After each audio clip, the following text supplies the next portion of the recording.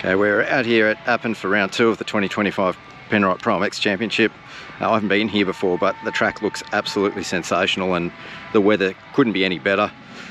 It's a little bit dry today, obviously, for track walk, the day before all the action happens, but I imagine they're going to put a fair bit of water down tonight. Dare I say it, hopefully not as much water as 2023. Lots of questions this round in MX1. You know, how's Kyle Webster going to bounce back?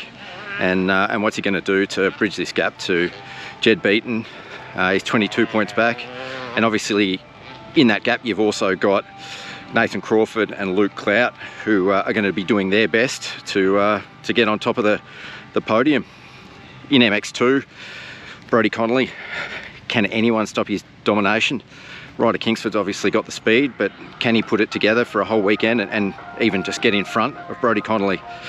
And in MX3, it's the battle between Kai Woods and Cade Kingsford. I'm sure there's about 60 other blokes that want to get in front of them. So yeah, it's going to be awesome to see how the weekend plays out, and let's have a look around, see the sights and see who we can catch up with.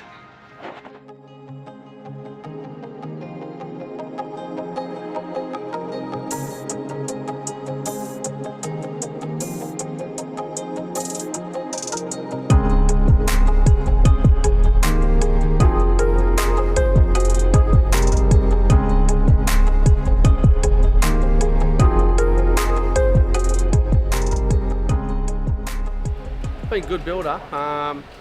We started back in sort of the end of December, starting to do some testing with Jed. Kind of lost our way with the bike a little bit for a few weeks. We tried some new stuff and got Jed into a bit of a pickle, so it took us a couple of weeks to sort of regroup and pull Jed out of that and find out where we went wrong. And so that's always good. Good to do those things sometimes, get a bit lost, because it shows the quality of people you've got in the team that can work together and pull it back together. So that was something interesting and enjoyable to see and move through. But the preparation all in all has been really good. Jed's performance at the first round was just perfect. You know, as we saw, he did everything right and pressured Webster to a certain degree into a problem. But Webster's performance was really strong. We went to Adelaide last weekend for a state round. I went across just to support Jed.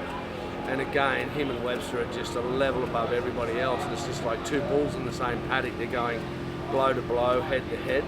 So, you know, two riders with two different ways of doing it, but achieving the same thing. So here we are at round 2 this weekend in Appin.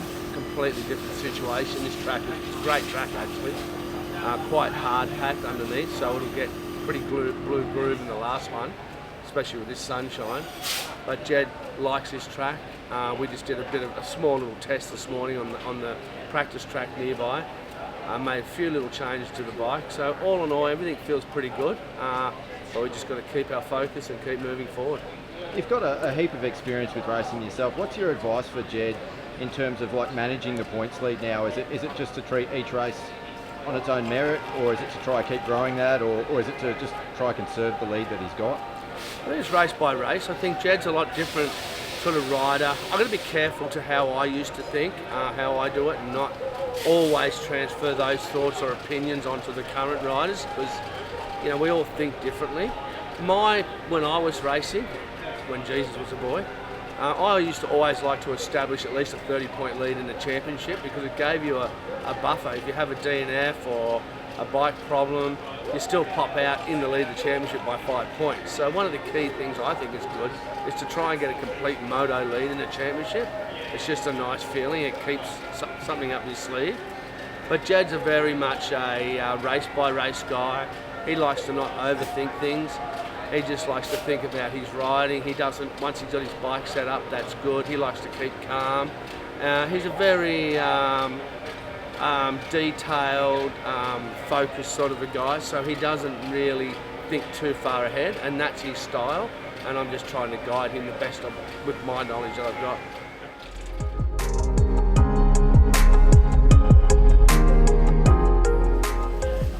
Nathan Crawford coming into round 2, second in the points. Yeah, how's the lead up been, and what's sort of been happening since Wonthaggi? We got heaps of rain up home, so I lost a couple of days straight after Wonthaggi, but I was letting the body rest up a bit anyway.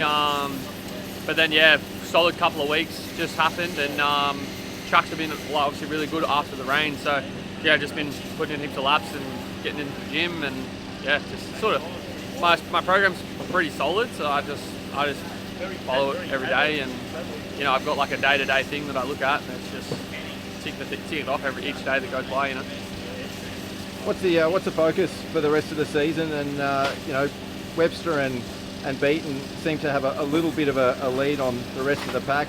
What's the goal to sort of close that gap at the moment? Yeah, definitely aiming to start getting some wins now. Got to get 2 good starts. My bike's handling pretty good at the moment, so hopefully that translates over into the harder pack stuff. I think it will. Wonthaggi's always like so gnarly, you know what I mean? Like, can't speak for the other 2 boys, but I know that the trend is always bike set up at Wonthaggi, you know. And it was that way, like just playing around with bits and pieces all weekend at that first round. But yeah, I know the bike should handle well around conditions like this, and you know, so yeah, just get 2 good starts and definitely ride like I know how to, and I believe should be fine.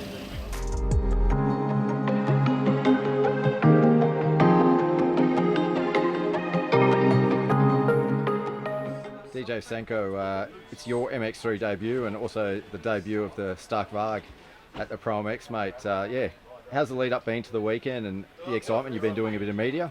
Yeah, so it's been really good. Stark has been putting in a lot of work for me to be able to compete in this race. Obviously it's really exciting news for them, and super excited to have my first MX3 race. You've obviously, you know, spent years and years racing petrol powered bikes. How's the transition to the Stark been, and how do you think it'll go on a ProMX level track? I'm definitely on an advantage riding with a electric bike against petrol bikes. The transition can be a bit odd, but adjustment was easy for me, so I was able to pick up pretty quick, so I'm really happy I made the change.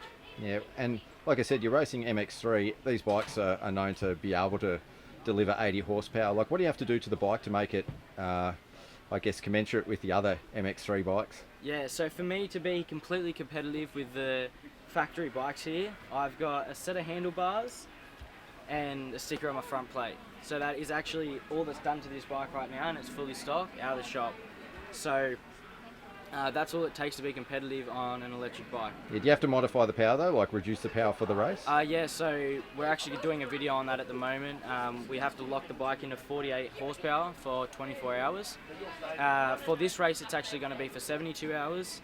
And that's done by an official, so the MA Tech official will watch me lock them in, and on the side here we've got the VIN number, and both bikes will be locked into their VIN number to 48 horsepower. Yeah, and on a personal level, being your first MX3 race, like what are your goals and expectations for the weekend? Honestly, if I can qualify, I'll be stoked. The team is very lenient with me, and they aren't looking for first place this weekend, so that is definitely a bit of stress off my shoulders. So if I can just qualify this weekend, I'll be stoked. Well, look forward to seeing you out there, and good luck. Thank you.